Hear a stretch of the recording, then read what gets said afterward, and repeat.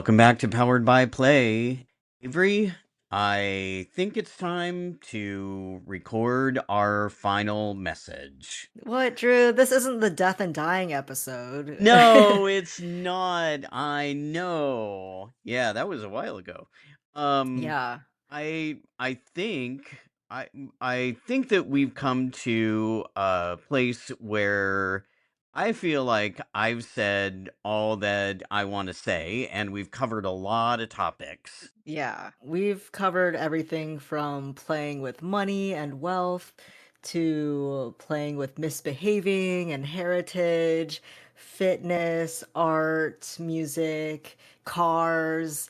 I think we've covered so much ground that there's not really much else that we can say about the world of play for now. Yeah. I think we're good, and it's probably time to throw this to our listeners and let them take all of this stuff that we've talked about and put it into their lives and just kind of maybe go on with our own lives and all of the stuff that we've got going and all of the play that we have to do. Absolutely. So, what's something that you want our listeners to walk away with from our series? I think the most important thing for me is appreciating what play can truly do for all of us. And that's the title of the podcast, Powered by Play. And the idea that it can inspire us, it can lift us up, it can allow us to do things that maybe we weren't sure if we were capable of. And it can take us to amazing places. It can also be powerful in kind of a maybe a scary way too. And so awareness of that, but also just embracing that, I think is what I would want our listeners to come away with. What about you? Everybody should walk away with absolutely an appreciation for the world of play and the power that it really has. I think play is a playground and a sandbox for agency and curiosity and creativity, as well as leisure and creation and destruction, and it can transform us if we allow it to. If we welcome play into our daily lives, we get to have a little bit of a lighter lift in our step and a little bit more energy to deal with the things that are not as playful, and even maybe change the status quo and fight for more serious things. It's all about the balance that play can provide in our lives that I want people to remember. Yeah, I love that. And um anything that you are playing currently or that you're looking forward to playing in the future? I currently am playing Hades 2. It's the sequel to the first Hades game. We did talk about this Nice. game on our episode about playing with death and dying, and it it has this cyclical nature of fighting your way out of the underworld but dying along the way, and then every time you die you become stronger. But what does this say about, our repetitive nature, about trying to reach our goals, and how life can start once we're also dying? I just reminding me also of a poetry book that I'm adapting into an immersive concept for my thesis right now. There's this notion of death moments where the author the book is called Navigating Without Instruments by Tracy Kato Kiriyama, and they talk about near death experiences as death moments. And this is to say that every near death experience, whether tiny, tiny, tiny, tiny, or massive, is an opportunity for you to reawaken into your life and reappreciate everything that it is around you. That was a cool tangent. Hey. That's amazing. Oh, I gotta check out that book. Is that book of Yeah. poetry widely available, or is it more of like Yeah, it a is widely available. Yes, nice? highly recommend. Love it. Love it. I am gonna play this game that I bought recently called En route, which is a game where it's called a flip and write because you flip cards to see sort of what the situation is, and then you write um with dry erase pens on a sheet where you are creating a city tour for tourists that show up, and there are like 7 cities, including New York and Cairo and London and Rio and and Hong Kong. And you're trying to give the tourists what they want. You're trying to bring them past the sort of sites that they want to see. And the more tourists you can bring to the places that they want to see, and you've got a bunch of people showing up and you don't know who you're going to get and what they're interested in, the better you're going to do in the game. And it's Mm, it's totally fun. I am enjoying it. I just need to play it a little more. So that's what I'm excited about. mm. And we just did here at Chapman University The Little Prince. We did a an adaptation of The Little Prince on stage, and shout out to the Chapman students who were in that, and to the faculty member, Nick Gabriel, for directing that, because it brought me back to when I read that book as a kid.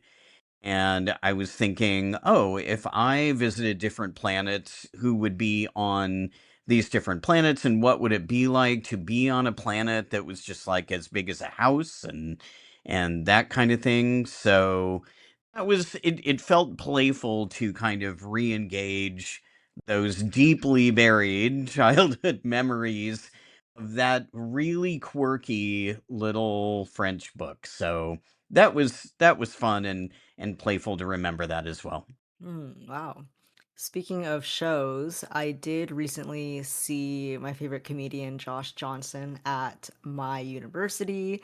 He was performing he just performed a stand up special for a festival of live performances that weekend.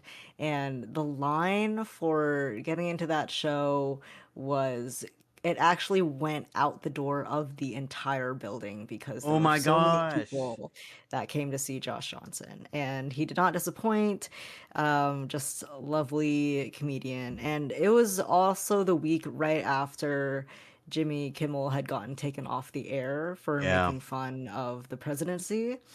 And it just reminded me of how valuable comedy is, especially in terms of free speech and wanting to express injustices that are going on. Josh Johnson talked a lot about how valuable it is to care and ask ourselves, like, is this really happening right now? And so that's just what I love about his kind of comedy is that it brings us back to the present moment at the end of the day. He's great. I love all his stuff. He's actually coming to Anaheim fairly soon. Yeah. I gotta check and see if tickets are available. But yeah, he is one of the most amazing comics to kind of really emerge in the past couple of years. Yeah. Started on the Daily Show, really kind of generating traction, I believe. Mhm. But oh my Yeah. gosh, yeah. And he's so insightful, and he's so just kind of the kind of comedy that I really sort of relate to, which is thoughtful, kind of in the vein of like a George Carlin, going all the way Mhm. back to the classics of the 70s, like actually thinking about society, and connecting his own experiences to something bigger. Yeah. And in the realm of theater, I'm currently in my last year of my master's program in scenic design. And this semester, we're focusing a lot on immersive productions and how to design for Yeah. them. I am about to start a class project on designing an immersive experience around the seven deadly sins Oh, love and it. basically transforming seven different shipping containers into a collective experience on the sins and how we can get audience members to really feel immersed in this world or have agency or really experience something theatrical in a new way. So that's something that I'm learning a lot about this year. Love that. Love that. It's not crime related, is it? Like the movie Seven? It's more thoughtful or I think it's more metaphorical. It could be crime. I think it's up to me. I could make it crime ooh. related now, but yeah, no, it's mostly related to the metaphors and how we interpret the metaphors ourselves. I love that. When I was an undergrad at UC San Diego, there was this art installation that had it was neon lights. It's still there, I'm sure. And the neon lights had the deadly sins and the virtues. And so it was like the sin would be up in a neon light and then the neon would shift to the virtue. I'm not sure if it's a virtue. I can't remember what the counterpoint to a deadly sin is, but it was really interesting because it was like the same space on a building would light up both the bad thing and the good thing. And it was really weird sometimes to kind of head back to my dorm and have sloth up in this huge like neon light on the top of a building and just go what. But it was pretty cool public art. You know what, Avery, I'll see if I can find a thing about that particular art thing and send it to you and see if there's a statement by the artist or anything like that. Yeah, for sure. I want to hear about those shipping containers once they're done. Oh, absolutely. I'll let you know. Yeah, yeah. And before we go, I think that if our listeners want to get in touch with us, we do have an email for the podcast, which is poweredbyplaypod@gmail.com. You can also find us through social media. I am available on Instagram at Avery Tang Design, and I post a lot of my scenic design work, what I'm doing in grad school, personal art, all that stuff. Love it. And you can find me just with a Google search for Drew Chapel. And I'm not on Instagram. I am on Facebook, but very few people are using Facebook these days, I guess. But if you look for me, you will find me. Avery, it has been an absolute pleasure, and thank you for joining me on this journey. Yeah. I've enjoyed every minute of it, and to be honest, just completely, selfishly, it's been great keeping in touch with you as you have crossed the country.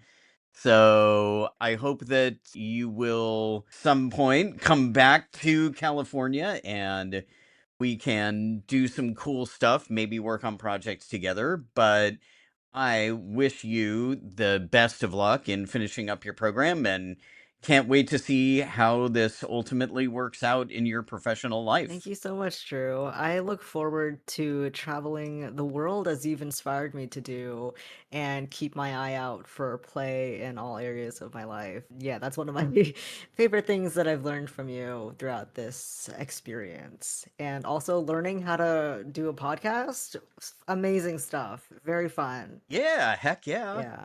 Yeah. So, thank you to all our listeners, and we will catch you next time if there is ever a next time.